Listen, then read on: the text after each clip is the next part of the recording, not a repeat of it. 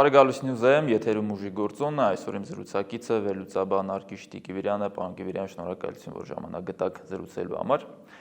Փաշինյանի հետ վերջին հանդիպումից հետո Ալիևը կրկին վերջնագրային տոնով է խոսում եւ հայտարարեց ոչ միայն այն մասին, որ Հայաստանը վաղ թե ուշ ստիպված է լինելու իրենց նախապայմաններն ընդունել սահմանադրության Միսկի խմբի հետ կապված, այլ նաև կրկին ակտիվացրեց արևմտյան Ադրբեջանի այսպես կոչված թեման եւ հայտարարեց, որ ադրբեջանցիները պետք է վերադառնան, ինչպես Ալիևն է ձևակերպում, իրենց պատմական հողեր, որ Հայաստանը պետք է հստակ ժամկետներ ասի, երբ ինչ պայմաններով է ընդունելու նրանց ներկայացուցիչներին, որպեսզի քննարկի այդ հարցը, եւ հստակ շեշտեց, որ այդ հարցը օրակարգից դուրս չգա, քանի դեռ ադրբեջանցիները չեն վերադարձել։ Ուր է տանում այս ամեն ինչով Ալիևը։ Գիտեք ոնց է, ադրբեջանական կողմը երբեք չի թաքցրել իր նկատառումները։ Իրանք կարելի ասել այդ առումով շատ ազնիվ են գործում։ Շատ ազնիվ կերպով առաջի օրվանից իրանք ասում են իրենց ցանկությունները։ Ուղղակի հայկական կողմն է, որ դա չի ցանկանում լսել եւ ընկալել։ Ասենք ադրբեջանական կողմը իդեմս Իլխամ Ալիևի երբևիցե իրենց պահանջներից հետ չեն կանգնում, հայկական կողմը չգիտես ինչի հավատում է, որ եթե ինքը հերթական պահանջները կատարի ինչ-որ մի մաս, ապա ադրբեջանական կողմը մյուս մասերից կհրաժարվի։ Այսքան տարիների ընթացքում դուք երբևիցե լսել եք, ասենք, որ իրանք նույն այդ ադրբեջանցիների վերադարձից հետ կանգնեն։ Անգամ երբ 2020 թվականի հայկական կողմի պարտությունը չէր եղել։ Անգամ այդ ժամանակ իրանք երբևիցե դրանից հետ չեն կանգնել։ Իսկ հիմա, երբ իրանք համարում են, որ իրանք հաղթած կողմ են,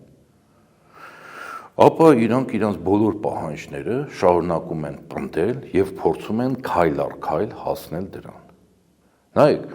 հայկական կողմը համառորեն չի ուզում լսել, թե ինչ է ասում Իլխամ Ալիևը։ Օրինակ նայեք, վերջերս Իլխամ Ալիևը Ուկրաինայի հետ կապված բաց տեքստով ասեց նա, ոնց է ինքը պատկերացնում ընդհանրապես քաղաքականությունը։ Ինքը ինչ ասեց, ասեց պատերազմները ավարտվում են կապիտուլյացիայով։ Եվ ցույց տվեց, թե ինչի է ձգտում նաև մեր։ Ինքը դրանով բացի բաց ասեց, որ հայկական կողմից ինքը ակնկալում է վերջնական կապիտուլյացիա։ Միմիայն այդ դեպքում ինքը կհամարի, որ հայերի դեմ պատերազմը ավարտված է։ Ոչ թե որ հայերը կկատարեն հերթական այս կամ այն պահանջը, այլ կկատարեն դրանք ամբողջապես։ Ոնց որ ինքը պատկերացնում է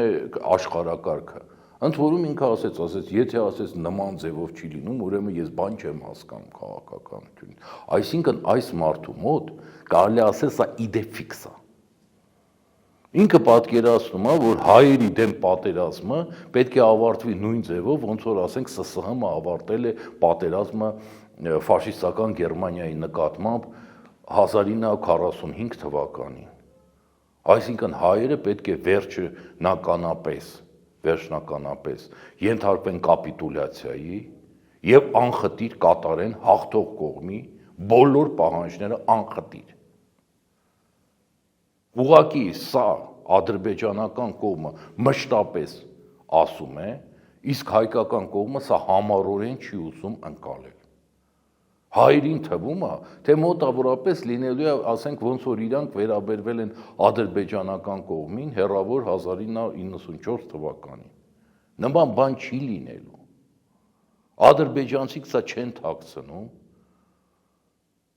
Հայկական կողմն էլ այս պահի դրությամբ համառորեն չի ուզում հասկանալ, որ այս ամենը կանխելը մի ձև կա։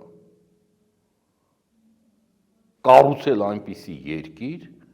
այնպիսի բանակ, որ դրա դեմը առնել, ինչը հնարավոր է։ Այլ պարագայում Արցախյան աղետին երնեք են տալու։ Ընդ որում արևմտյան Ադրբեջանի այս թեմայի շուրջ տպավորություն կա, որ Հայաստանում այդքան էլ լուրջ դա չեն ընկալում։ Այսինքն մտածում են դե Ալիևը հիմա Արցախը վերցրել է, ամբողջությամբ օկուպացրել է, այդ թեման մեծ հաշվով դուրս է եկել ադրբեջանական հասարակության օրակարգից։ Հիմա ուղղակի ինչ որ բան է խոսում ներքին լսարանի համար, ինչ որ անիրատեսական բան է խոսում, բայց Ադրբեջանը հատկապես 20 թվականից հետո, հատկապես վերջին 1.5-2 տարում շատ ինտենսիվ բոլոր ուղղություններով այդ թեման առաջ է տանում, թե ներքին քարոզչական, թե միջազգային հարթակներում իրենք ինչ որ ինստիտուտներ են ստեղծում, տարբեր տեղեր հանդիպումներ են անցկացում, բոլոր առումներով իրենք փորձում են այդ գաղափարը առաջ տանել։ Արդյոք չի ստացվում, որ Ադրբեջանը սա ոչ թե պարզապես ինչ որ ընդամենը միայն գործիք է կամ պատրվակ է, որ Հայաստանի հետ ոչ մի պայմանավորվածության չգնա, այլ սա իրոք ռեալ պետական ծրագիր է դառնում, եթե ժամանակին Արցախներ, հիմա էլ այսպես կոչված արևմտյան Ադրբեջանն է, ու իրենք ամեն ինչ անելու են, որ կլինի 5, 10, 20 թե 30 տարի հետո հասնեն դրան այս կամ այն աստիճանով։ Նայեք, հայկական կողմը ցավոք սրտի ու հայ հասարակության լայն հատվածները ոչ համաշխարհային քաղաքականություն, համաշխարհային պատմություն գիտեն, ոչ էլ համաշխարհային գործընթացներին ընդհանրապես հետևում են, թե ընդհանրապես նման դեպքերում հարցերը ոնց են լուծվում։ Ընդ որում իրանք անգամ չգիտեն հավանաբար այս տարածաշրջանի պատմությունը։ Օրինակ նայեք 1918-20 թվականներին այս տարածաշրջանը լքել էին X թվով այսպես կոչված, այսպես ասենք, մահմեդական բնակչություն, որը հետո կոչվեց ադրբեջանցիներ։ 1920 թվականից հետո հենց որ հաստատվեցին սովետական կարգեր եւ այսպես ասած երկու ժողովուրդների միջև ձևավորվեց խաղաղություն եւ բարիդրացիական հարաբերություններ։ Բաքվի պահանջներից մեկը, որ ադրբեջանցիները պետք է վերադառնան։ Եվ իրանք փուլ առ փուլ հետ են վերադարձել։ Այսինքն իրանց մոտ դա, այսպես ասած, ձևավորված ավանդույթ է։ Եթե անգամ ես մի բան ասեմ, երկու ժողովուրդների միջև ձևավորվեր նորից խաղաղություն, առանց մի կողմի կապիտուլյացիայի, վստահ եղեք, որ այս պահանջները Բաքուն դնելու էր։ Ասելու էր, այդ մարդիկ եղել են Հայաստանի, ՍՍՀՄ-ի, ընդհանուր սովետ էր, բայց ընդհանուր սովետի մեջ նաև կար Հայաստանի ՍՍՀՄ քաղաքացիություն հասկացողությունը, ճիշտ է։ Եղել են Հայաստանի ՍՍՀՄ-ի բնակիչ, ունեցել են այստեղ գրանցում։ Եվ անգամ եթե առանց որևէ մի կողմի պարտության ստորագրվեր խաղաղություն, հավատացեք, որ Բաքուն այս պահանջը դնելու էր։ Ուղղակի այդ ժամանակ ինքը ասելու էր, որ հայկական կողմ, դու էլ կարաս քո, այսպես ասած,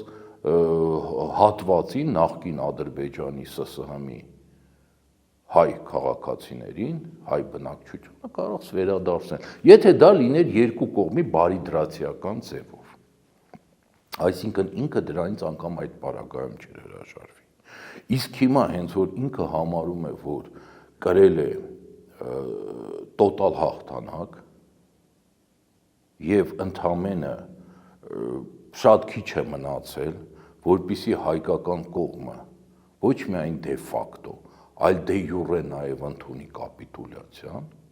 պարզ է, որ ինքը սրանից որևէ պարագայում չի հրաժարվում։ Հասկանում եք, նայեք, ամեն ազգ ունի իր պայքարը։ Հայերը ցավոք սրտի ոչ միայն սեփական ազգի պայքարը, այսպես ոնց ասեմ, պայքարից հրաժարվեցին։ Իրանք համառորեն չեն ուզում ուսումնասիրել նաև իրենց հակառակորդների պայքարը։ Իսկ դա շատ կարևոր է։ Այդ պարագայում ես դու հասկանում հակառակորդդ իր մինիմում ցանկությունները, մաքսիմում ցանկությունները, ինչ Իրանից սպասես, ինչ վտանգներ կան։ Ընդ որում հայերի մի մասին նաև թվում էր, որ եթե հայերը, ասենք, դու հրաժարվում ես քո պայքարից, ապա դիմացինն էլ կհրաժարվի իր պայքարից։ Դա ամենաանխելք մոտեցումն է եղել, հասկանում եք։ Օրինակ հայերի մի մասին, այդ թվում եւ այս իշխանություններին, Ինչ էին իրանք մոտավորապես դե ֆակտո քարոզում, որ բավարարը հայերը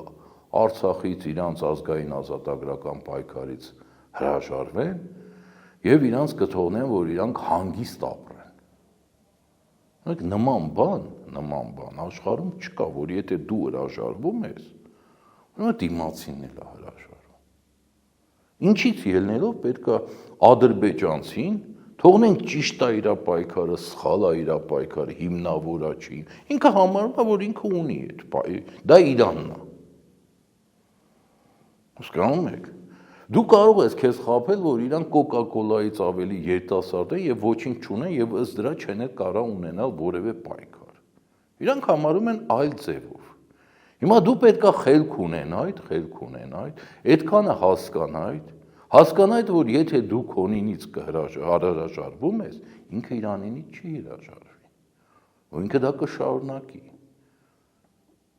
կշարունակի մինչև, այսպես ասած,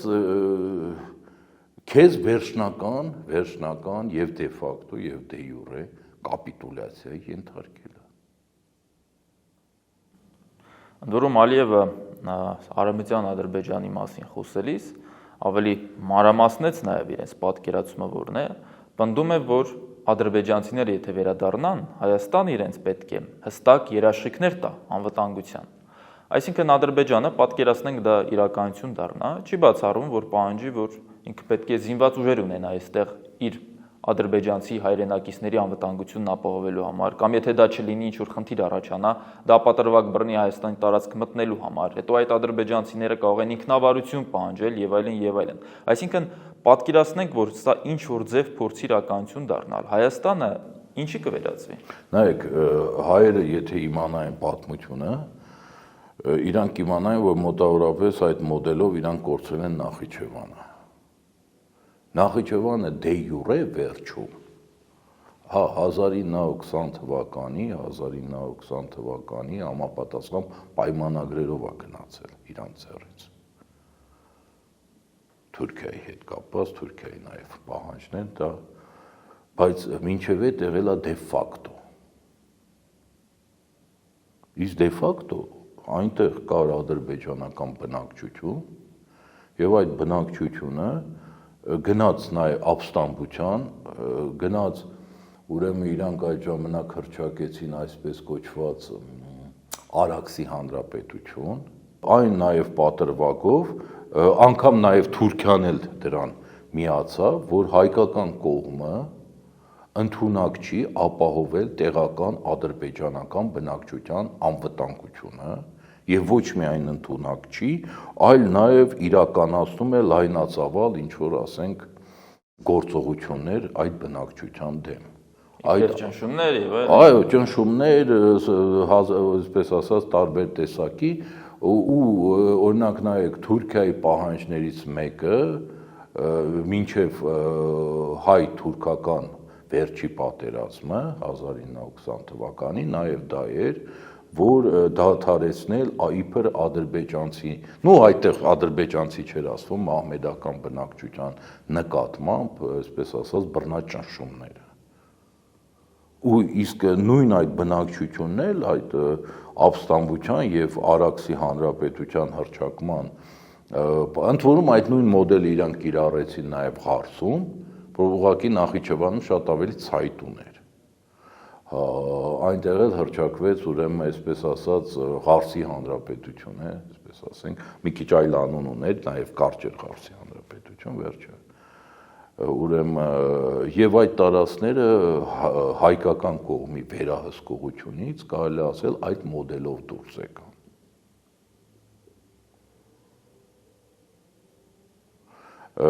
Եվ այդ պարագայում նայեք մի բան էր, հենց որ այդ բնակչությունը մինչև 1988 թվականը ապրում էր,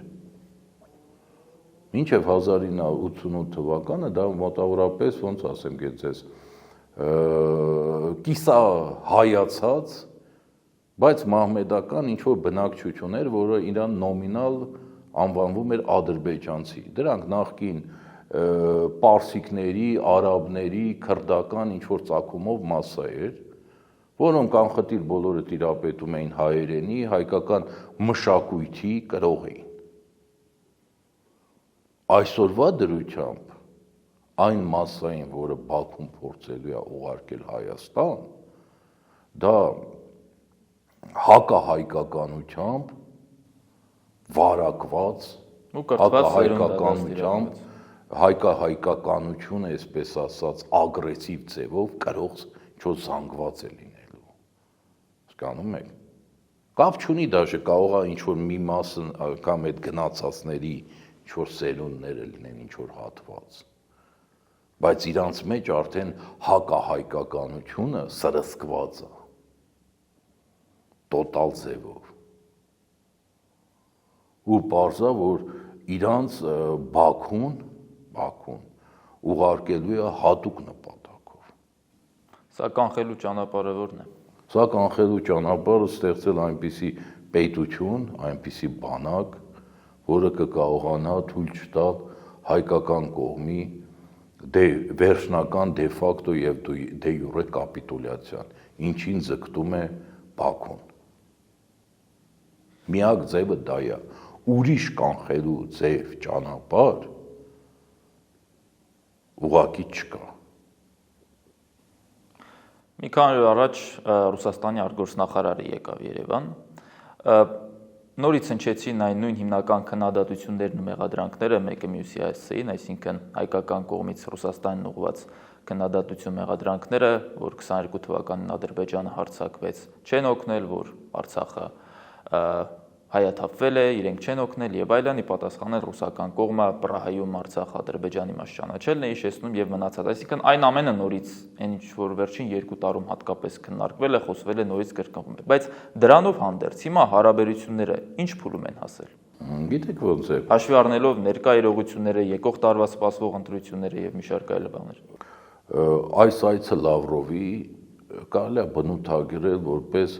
այսպես ասենք, հերթապահ այց։ Ռուսերեն մի հատ տերմին կա, այսպես ասում են, դժուրնե։ Այն մոտավորապես այդ հերթապահ այցն էր։ Այս այցից ակնկալել ինչ-որ լուրջ սպասելիքներ, ակնկալիքները որպես այդպիսին չկային։ Ռուսաստանի համար այսօր շարունակվում են ավելի կարևոր խնդիրները ակտուալ մնալ։ Մասնավորապես լինի դա Ուկրաինան, մասնավորապես լինի ռուս-ամերիկյան հարաբերությունները, ռուս-չինական եւ այլն։ Այսինքն փորձում են գոնե պահել իրավիճակը այնպես, այո, իրավիճակը պահել այնպես, ոնց որ կա դեռ։ Այո, դուք շատ ճիշտ բնորոշեցիք։ Այսինքն, որ ինքը ավել չսրվի, բայց նաեւ ռուսական կողմը դեռ պատրաստ չի տոտալ ինչ որ ասենք, ոնց ասեմ, հարձակումների։ Որտեւ եթե ինքը պատրաստ լինի տոտալ հարձակումների, պարզ է, որ հայկական կողմի հետ իրանք այդ ձև կխոսան։ Օրինակ, իրանք դա իրանց մոտ մշտական, նո ցանկացած պետության մոտ է մշտական մոդելավորված քաղաքականություն։ Օրինակ նույն ձևով իրանք իրանց պահել են հեռավոր էլի 1919-20 թվականներին։ Քանի դեռ 11-րդ կարմիր բանակը պատրաստ չէր մտնել տարածաշրջան, ձգում էին ժամանակ, ջան էին ասում, բան էին ասում, ինչ որ մեղադրանքները փորձում էին, այսպես ասած, հերքել, բայց կտրուկ գործողությունների չէին դիմում։ Բայց հենց որ Ռուսաստանը պատրաստ է լինում կտրուկ գործողությունների, այսպես ասած, էլ հայկական կողմի հետ ոչ մեկը չի խոսում։ Ուկրաինայի հարցով բանակցությունները հիմա շարունակում են, դրա մասին ավելի կոնկրետ քիչ հետո կխոսենք, բայց մի այսպիսի կարևոր հարց։ Ենթադրենք Ուկրաինայում ինչ որ պայմանավորվածություն է լինում Ռուսաստանին ձեռնտու ինչ որ չափով եւ առնվազն ռազմական գործողությունները դադարում են։ Դա ինչպես կարող է ազդել մեր տարածաշրջանում Ռուսաստանի քաղաքականության վրա։ Արդյոք կարող է գալ այն պահը, որի մասին դուք խոսում եք, թե մեծ հաշվով հաշվի առնելով, որ Արցախն այլևս չկա, մեծ հաշվով իրավիճակը շատ փոխել հնարավոր չի։ Չէ, գիտեք ոնց է, ռուսական կողմի համար որևէ նշանակություն չունի Արցախը կա կամ չկա։ Պարզ է, որ ինքը այս տարածաշրջանից չի հրաժարվելու, որովհետև այս տարածաշրջանը բալանիներն են դեպի կենտրոնական Ասիա։ Ինքը որպեսզի ոչ միայն ինքը, նույն Թուրքիան, որ կամ Ռուսաստանը, որպեսզի կարողանան կենտրոնական Ասիան աբսորբացնել, իրանց համար շատ կարևոր են այս տարածաշրջանի բալանիները։ Մնանք նույն 100 տարի առաջ, երբ կարողացավ վերջնական այն ժամանակվա սովետական Մոսկվան հպատակեցնել կենտրոնական Ասիային բազմաճների եւ մնացածի դեմը առնել, որ այս տարածաշրջանը վերցրեց։ Բայց հիմա հենց որ ամբողջ այն ժամանակ այդքան այսպես ասած լոգիստիկ ուղիները այդքան էլ հստակ չէին, իսկ հիմա շատ ավելի հստակ են։ Դեռ պլաններ էլ կան ավելի մեծացնելու ուղղությամբ այդ նույն Միջանցքի թեման։ Դե բազմաթիվ թեմաներ կան։ Առավել եւս նայեք այսօրվա դրությամբ Ռուսաստանի ստրատեգիական դաշնակիցներից մեկը Իրանն է։ Եվ որպեսզի ինքը միանա ուրեմն Իրանին, Իրան այս տարածաշրջանը շատ կարևոր է, այս կամ այն ձևով վերահսկել։ Ընդ որում օրինակ նայեք նույն մոդելով իրանք այս տարածաշրջանը մոտ 200 տարի առաջ հենց դրա համար վերցրեցին, այսինքն որպեսզի դուրս գան Կասպից ավասան, մինչև այդ իրանց օրինակ հյուսիսային Կովկասը այդքան էլ չէր հուզում, բայց որպեսզի ասենք դուրս գան Կասպից ավազան եւ ապահովեն այդ այսպես ասած լոգիստիկ ուղիների անվտանգությունը, իրանք վերջնականապես ճնշեցին լեռնեցիներին։ Հիմա նույն ձևով, որպեսզի Իրան դուրս գան եւ ըստ դրա Պարսից ծոց եւ այսպես ասած շարունակեն իրենց լոգիստիկ ուղիները, իսկ Ռուսաստանի համար դա ունի ստրատեգիական նշանակություն, անկախ նրանից թե ռուս-ամերիկյան հարաբերություններ ինչ զարգացում կունենան։ Նույն Ռուսաստանը հոյակապ հասկանում է, որ ասենք եւ մնացած կողմերն էլ են հասկանում, որ Տրամպը, այսպես ասած, անվերջ չի իշխելու։ Եվ իրանք ունեն շատ քիչ պատուհան, այսպես ասած, որպեսզի համ ինչ որ ժամանակ շահեն, բայց նաև չկորցնեն Իրանը, չկորցնեն Չինաստանը։ Հիմա այդ կապակցությամբ ռուսական կողմը չի հրաժարվելու իր ստրատեգիական, այսպես ասած, ստրատեգիական ուղիներին տիրանալու ձգտումից։ Իսկ այդ պարագայում կոնկրետ մեր տարածաշրջանում ու հատկապես եթե Սյունիքի հարցն ենք նայում, հաշվի առնելով ինչ որ ադրբեջանական հարձակման վտանգ, եթե Ադրբեջանը գնա նման քայլի Միջանցք ստանալու համար, այդ դեպքում եթե Ուկրաինայում հարցը լուծվի ինչ որ իմաստով, ռուսական ներկայությունն ազդեցությունն այստեղ ավելի կուժեղանա եւ դա կարող է ավելի զսպող դեր ունենալ Ադրբեջանի համար, բացի Իրանի գործոնը։ Նայած Հայաստանի իշխանությունները ինչպես Այնիշ դասավորություն կստեղծվի։ Չէ, դա ասում եմ, նայած Հայաստանի իշխանությունները ինչ քաղաքականություն վարեն։ 100 տարի առաջ Հայաստանի այն ժամանակվա իշխանությունները վարեցին այնպիսի քաղաքականություն, որ մենք այսպես ասած կորցրեցինք, կարելի ասել ամեն ինչ։ Հասկանում եք, իրանք հաշվի չէին առնում, որ 11-րդ Կարմիր բանակը արդեն Ադրբեջանը վերցրել է եւ մնացած տարածաշրջաններ վերցնելու է, եւ այդ պարագայում, այսպես ասած, ծայրահեղ հակասովետական քաղաքականություն էին վարում։ Ծայրահեղ, որի արդյունքում էլ հենց մենք, այսպես ասած, բազմաթիվ տարածքներ կորցրեցինք։ Հիմա դրա համար կախված է թե Հայաստանի իշխանությունները, ներկայիս իշխանությունները ինչ քաղաքականություն կվարեն։ Օրինակ իրանց վարած վերջիվերջո քաղաքականության արդյունքում, չէ, վերջնականապես եւ սկզբում իրանց վարած քաղաքականությունը ինչ որ առումով հանգեցրեց պատերազմի հենց այդ պահին։ Ես չեմ ասում պատերազմը ընդհանրապես չէր լինի։ Ես ինքս 2 տասնամյակ մշտապես ասել եմ, որ մենք մտնելու ենք վերջիվերջո Արցախային երկրորդ պատերազմ, բայց մենք մտանք Արցախային երկրորդ պատերազմ այն իրավիճակում, հենց որ ժամանակագրական առումով, բոլոր առումներով դա ձեռնտու էր հենց այդ պահին Բաքվին։ Իսկ կարելի էր փորձել ձգել ժամանակ, որպեսզի այդ պահը անցկացնել։ Հետո նույն ասենք այդ Պրահայից հետո վերջնական Արցախի անկումը ապահովեցին։ Հնարավոր էր դա չանել, իհարկե հնարավոր էր, ես բազմաթիվ իմ հարցազրույցներում դա բացատրել եմ։ Հայկական կողմը համառորեն չկատարելով նոյեմբերի 2020 թվականի նոյեմբերի 9-10-ի փաստաթղթի կետերը, փաստացի դրանից հետո էլ գնաց եւ ճանաչեց Արցախը Ադրբեջանի կազմում եւ դրանից հետո ասենք Մոսկվայից պահանջում էր լինել ավելի հայ, քան իրենք են, հասկանում եք։ Այսինքն մենք հրաժարվում ենք հայկական ազգային ազատագրական պայքարից, բայց Մոսկվա ջան դու վերցա հայոց դրոշը եւ շարունակի հայկական ազգային ազատագրական պայքարը։ Մոտավորապես դա էր այս իշխանությունների ասածը։ Դուք նման բան պատկերացնում եք, դա նույնն է, որ ասենք ոնց ասեմ, Մոսկվան հրաժարվի Դոնբասից, ասի հայեր ջան, գնացեք Դոնբասում, ավելի շուտ այնց մոտավորապես, նայեք, Ղրիմը 1000 տարի առաջ, ինչ որ առումով, ասենք 1000-1500 տարի առաջ, բավականին հայկական մեծ ազդեցության տակ է եղել։ Այնտեղ անգամ, ասենք, հայկական գաղութները, հայկական իշխանություններ են եղել եւ այլը, ասենք, օրինակ Ֆեոդորոյի իշխանությունը դա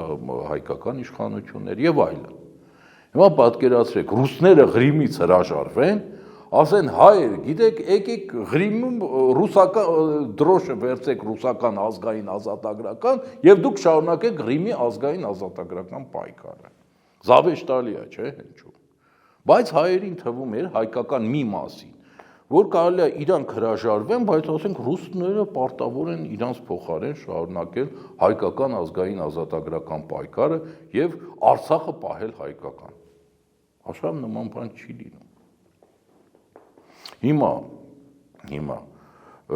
պարզ է, որ ասենք ձեր ըստ հարցի պատասխանը նայած թե ինչպիսի քաղաքականություն կվարեն հայկական կողմը, վրացական կողմը, Ադրբեջանը։ Սցենարները որոնք են։ Սցենարները շատ տարբեր կարող են լինել, շատ տարբեր։ Հասկանում եք, այս պահի դրությամբ գիտեք ոնց է կանխագուշակել, թե ասենք, նայեք, այդ պահին կարող է հենց Նիկոլ Փաշինյանն ու իր թիմը լինի իշխանության եւ իրենց խելապակասությունները կանխագուշակել, անհնար է։ Օրինակ, հաստատ 2018 թվականին ոչ մեկը չէր կարող կանխագուշակել Պրահան։ Բայց այն, որ այս իշխանությունները իրանց մոլագարության ու անգրագիտության պարագայում, իսկ որոշ մարդկանց նաև կարծիքով պատվերի պարագայում, ընդունակ են ցանկացած կատարյալ հիմարության,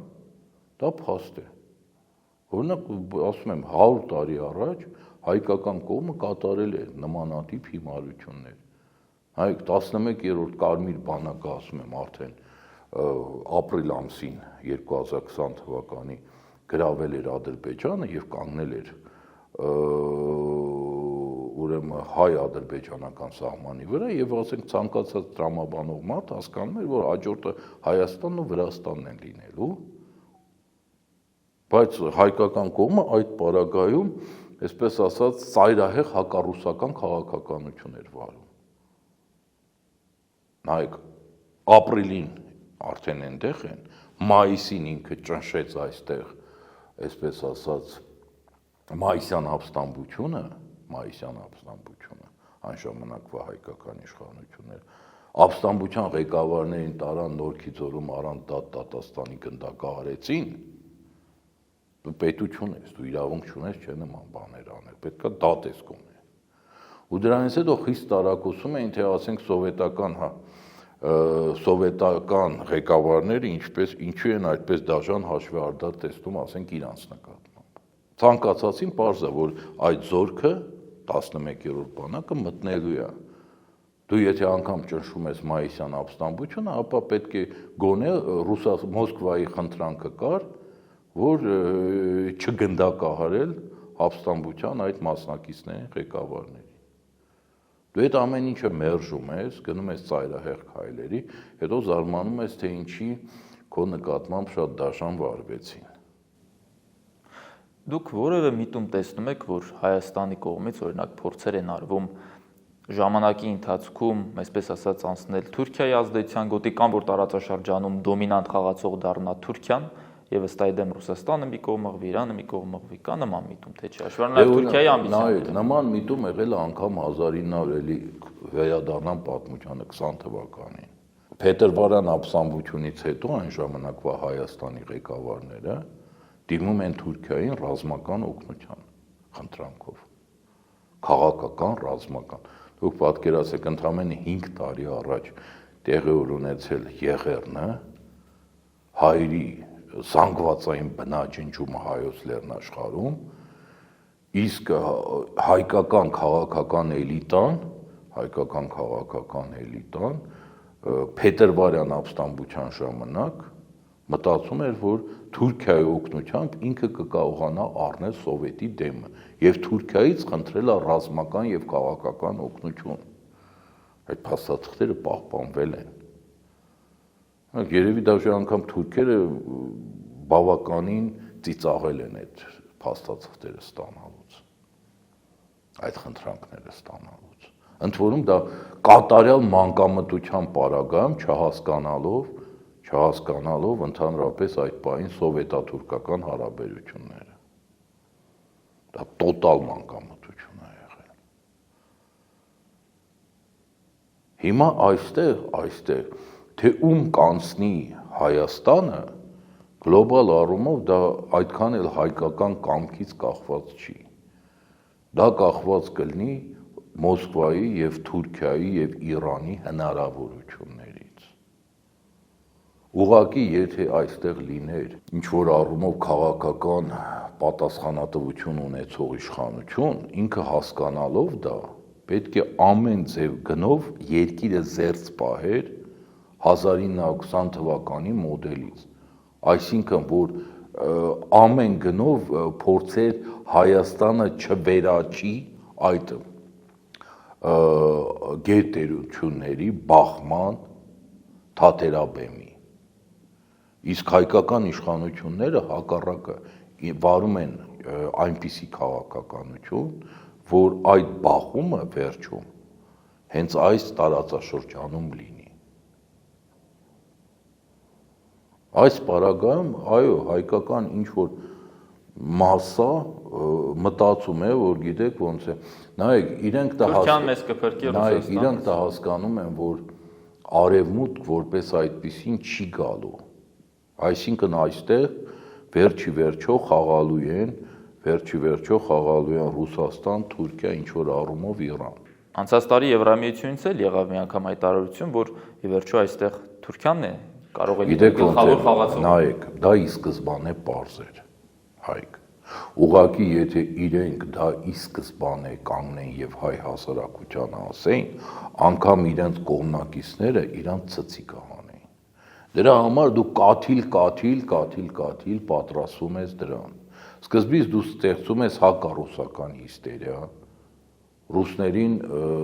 դարձնում ես, այսպես ասած, հազարամյակի թշնամի եւ փորձում հայ հասարակության մեջ սրսկել այդ հակառուսականությունը, ասելով, որ գիտեք ոնց է, իրանց մենք կճամփենք, կգա Եվրոպան, եւ չաղ եւ ապահով շվեյցարացու պես դուք կապրեք։ Հետո որ արդեն հասարակությունը հակառուսականությամբ տառապում է, իրան սկսում ես քիչ, այսպես ասած, բան անել, որ գիտեք ոնց է, Շվեյցարիան չի գալու, բայց կա Թուրքիա, արդեն ինքը դեպի Ռուսաստան հետդարձի տեղ չունի եւ կոպիտ ասած մնում է Թուրքիայի գրկում։ Սա հայտնի մոդելներ են, հասկանում եք, որոնք կիրառվում են այս կամ այն ազգին, այս կամ այն ճանապարհին մղելու համար։ Նորից եմ ասում, մի անգամից եթե այս էլիտան բացեր քարտերը, բարձր է, որ դա անգամ իրենց կողմնակիցները չէին ընդունի, առավել եւս հասարակության լայն շերտերը։ Դրա համար քայլ առ քայլ են դա փորձում անել։ Սկզբից դու տոտալ ձևով պետք է վարկաբեկես Ռուսաստանին, հայ հասարակության աչքում։ Որում հայրենական պատերազմի մասին բոլոր ձևերով, հասկանում եք, բոլոր ձևերով։ Հետո էլ վերջում ասենք, ասենց եվրոպացու, չաղ շվեյցարացուն, ասենք կամ եվրոպացուն, ֆրանսիացուն փոխարինես թուրքով։ Ասելով, որ դե տեսեք, այնտեղ հիշում եք, չէ՞, որ հրեշն է Մոսկվայում նստած։ Հիշում եք։ Դա, այսպես ասած, քարոզչական հայտնի մոդելներ են, որոնք հայ հասարակության վրա հիմա փորձարկվում են։ Մի քիչ ավելի լայն միջազգային թեմաների գանք, Միացյալ Նահանգներն ու Իրանը հիմա բանակցում են Իրանի միջուկային ծրագրի շուրջ։ Դժվար է ասել դա ինչ արդյունք կունենա, որովհետև շատ բարդ խնդրի մասին ենք խոսում ու դժվար է պատկերացնել, որ դա հիմա ինչ որ մի մատի շարժումով կլուծվի։ Բայց առնվազն այն, որ հիմա Թրամփը անդադ հայտարարում է, որ Իրանի հետ բանակցում են, կարծես թե ված չեն գործել, դա արդեն սկետակի երևույթ է, որովհետև մինչև այդ մի քանի անգամ նա հայտարարում էր, որ Իրանը կռմբակոց են, եթե Իրան միջուկային զենք ստեղծվի, Իսրայելն էր փորձում դրդել այդ քայլին։ Հիմա առնվազն այս պահին Միացյալ Նահանգների կողմից կարծես այդ հարցը օրակարգում չկա, եւ դրան զուգահեռ տեսնում ենք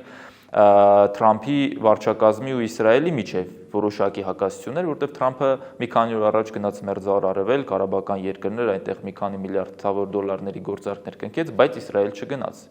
Դրան գումարած նաև ամերիկյան մամուլում անդադ հրապարակումները, որ խնդիրներ կան Իրանի հարցում, Թրամփը չի ուզում գնալ այն ճանապարհով, որով Նեթանյահուն է պնդում, պահանջում, ինչ է կատարվում։ Բոլոր կողմերը վարում են բավականին նուրբ քաղաքականություն։ Ամեն մեկը փորձում է ստանալ առավելագույնը իր ուզածը։ Այն ժամանակ, հենց որ Թրամփը սպառնում էր Իրանին, հենց այդ ժամանակ արդեն սկսվել էին բանակցությունները։ Թրամփի համար աշխարհը շուկա է, հասկանում եք։ Փող շուկա այդ մոդելով այնք աշխարհին նայում։ Դրա համար ասենք նույն հենց որ ինքը գնաց արաբական երկրներ եւ ուրեմն 4 օրվա ընթացքում փոկեց 3-ից 4 տրիլիոնի խոստում, ամենը 4 օրվա ընթացքում։ Ինչպես ասած, դա իրան լիովին բավարար էր, որպեսզի ինքը այդ պարագայում ինչ որ առումով փորձի, այսպես ասենք, շրջանցել Իսրայելի շահերը։ Ընդ որում Իսրայելը հենց իրանք մշտապես այդ ձևով էլ դիտարկել են։ Այսպես ասած, Իսրայելին փոքրիկ գազանիկ որպես գցել արաբական աշխարհի ջանին, որ արաբական աշխարհի ռեսուրսները ստանան։ Վերջիվերջո փոքր պետությունները ինչ որ առումով գործիքներ են գերտերությունների ձեռքում։ Հիմա Իրանի հետ կապված իհարկե Թրամփին շատ ձեռնտու է պայմանավորվել։ Այստեղ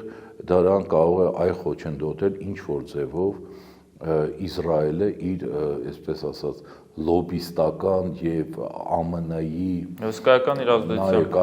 ԱՄՆ-ի ներսում ունեցած իր ազդեցությամբ ու անկանխատեսելի քայլերով։ Իսրայելը իր պատմության ընթացքում նույն ԱՄՆ-ին մի շարք անգամ կարողացել է կանգնացնել փաստի առաջ։ Ու չկա որևէ երաշխիք, որ ինքը այս անգամ էլ չի իրականացնի այնպիսի քայլեր, որ խոչընդոտի այդ գործարքին։ Սակայն պետք է հաշվի առնել նաև մի բան, նայեք, հենց որ կարելի է ասել փլվեց տասնամյակների ընթացքում Իրանի կողմից ստեղծված դիմադրության այդ ճակատը եւ Իրանը կարելի է ասել դուրս է եկել նույն Սիրիայից, որը դիմադրության ճակատի առանցքային պետություններից մեկն էր։ Այսինքն հիմնական այն կետը, որտեղ տեղի ունենում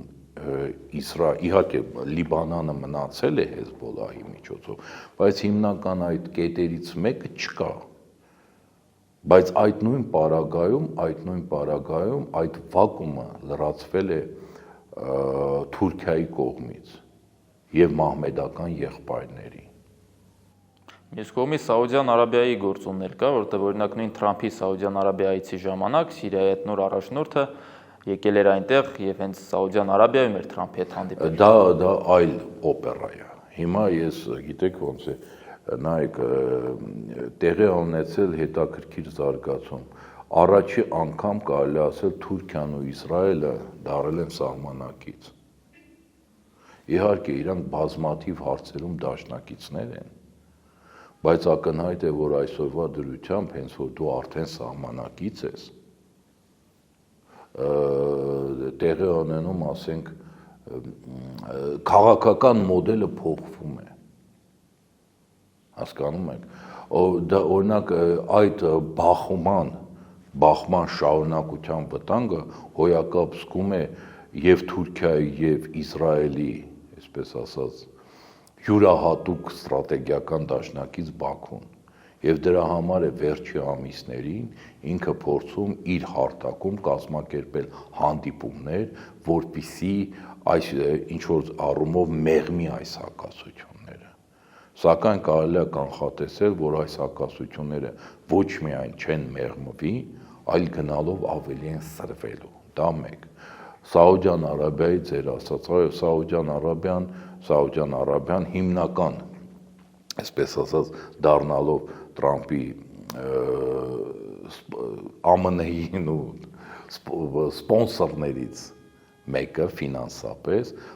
պարզ է, որ ինքը փորձում է ձեռք բերել հատուկ ազդեցություն տարածաշրջանում։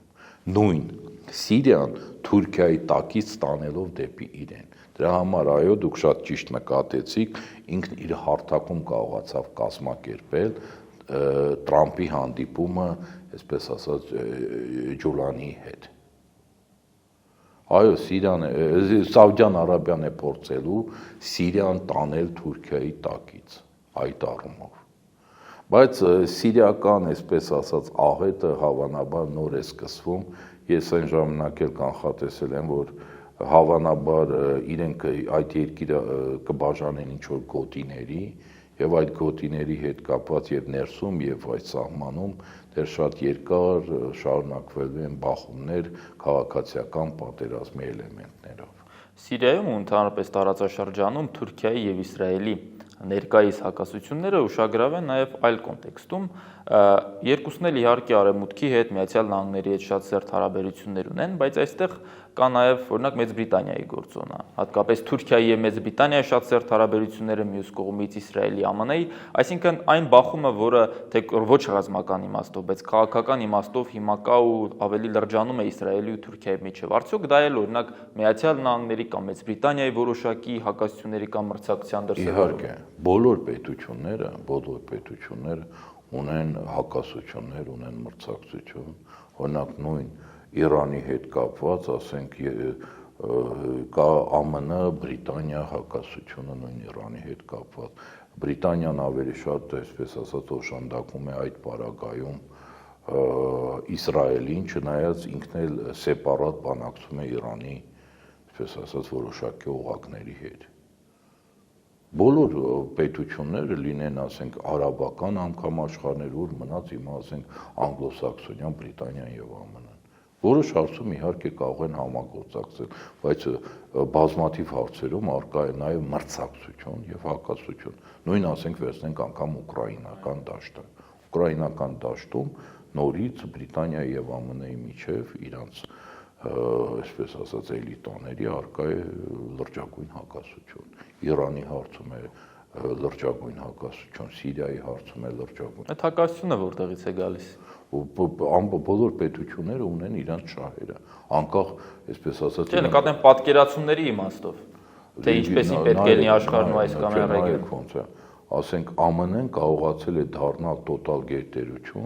գերտերություն, գրավելով բրիտանական, այսպես ասած, կայսրության մասերը, բրիտանական կոլոնիաները։ Երկրորդ համաշխարհային պատերազմից հետո դրա արդյունքում է ԱՄՆ-ն, այսպես ասած, դառել համաշխարհային գերտերություն, այսինքն ինքը այդքան, ասենք, երկրորդ համաշխարհային պատերազմից հետո Գերմանիայից չի փոկել, ինչքան փոկել է Բրիտանիայից։ Եվ բրիտանական էլիտայի մոտ իհարկե այդ վիրավորանքը պահպանվում է,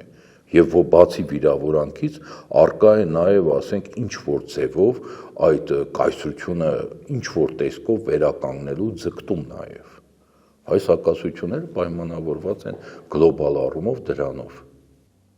Ընդ որում սա նաեւ ինչ որ իմաստով բերենք նաեւ մեր տարածաշրջան, 2 օր առաջ ԱՄՆ պետքարտուղարը Մարկո Ռուբիոն ասում էր, որ իրենք ամեն դեպքում Ադրբեջանի կողմից Հայաստանի վրա հարձակման ներխուժման վտանգ են տեսնում եւ ամեն ինչ անում են, որ դա տեղի չունենա։ Այս մեսեջը ինչի մասին է խոսում, նույն հենց Իրանի հետ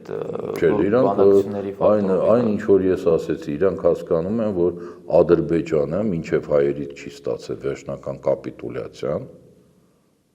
հայերը դա չգիտեն։ ԱՄՆ-ն եւ մնացած գերտերությունները, պետությունները հոյակապ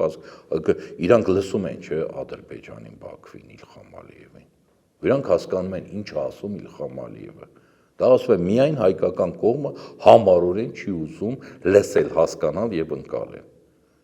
Իսկ քանի որ իրանք իհարկե լսում են Իլխամ Ալիևին, իրանք հասկանում են, որ Իլխամ Ալիևը ամեն պահի կարող է հարմար պահը նորից որսալ,